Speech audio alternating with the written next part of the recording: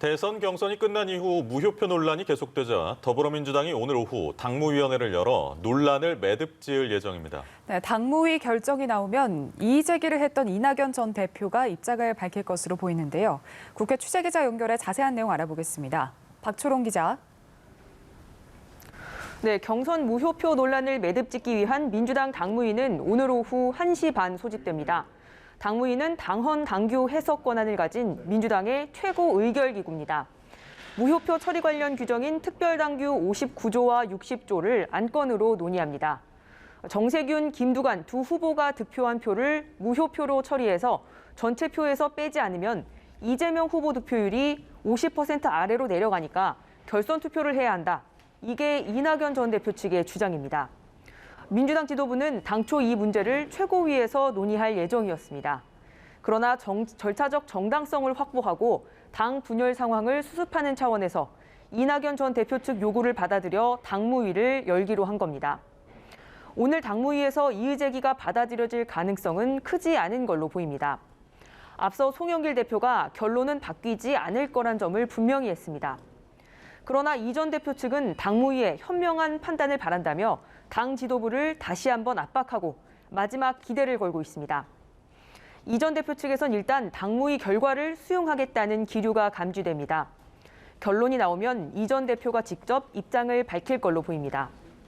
민주당 지도부는 무효표 논란이 길어지면 후보 선출 컨벤션 효과가 떨어진다고 보고 전열 정비를 서두르고 있습니다. 송영길 대표는 바로 이재명 후보와 이해찬 전 대표, 그리고 문희상 전 국회의장 등 민주당 상임고문단의 오찬 자리를 만들었는데요. 현재 회동이 진행 중입니다. 또 이재명 후보를 엄호하기 위한 대장동 TF와 고발 사주 의혹 TF 구성도 공식화했습니다. 네, 어제 이재명 후보가 긴급 기자회견을 열었는데 경기도지사로서 국정감사를 받겠다고 했죠. 국민의힘 의원들은 국감자료 제출이 부실하다면서 오늘 경기도청을 항의 방문했다고요? 네, 그렇습니다. 국민의힘은 다음 주 국회 행안위와 국토위에 경기도 국감을 벼르는 모습입니다. 오늘 경기도 국감 소관 상임위인 행안위, 국토위와 그리고 정무위원 소속 의원들이 경기도청을 항의 방문했습니다. 국민의힘 의원들은 도청에서 이재명 후보를 만나지는 못했습니다. 김도읍 정책위 의장은 국감을 받겠다는 이재명 후보의 진정성을 의심하지 않을 수 없다면서 유의미한 자료를 한 건도 제출하지 않았고 또 증인 채택도 한 명도 되지 않았다고 항의했습니다. 국민의힘은 대장동 의혹과 관련해 국토위에 유동규 전 성남도시개발공사 본부장 등 52명의 증인 신청을 해놓은 상태입니다. 문재인 대통령이 어제 검찰과 경찰이 적극 협력해서 철저히 수사하라는 대장동 관련 첫 입장을 내놨는데요. 국민의힘은 뒷북 수사로 일관하던 검경이 수사 협조를 한다고 해서 없던 수사 의지가 생기겠냐며 거듭 특검을 주장했습니다.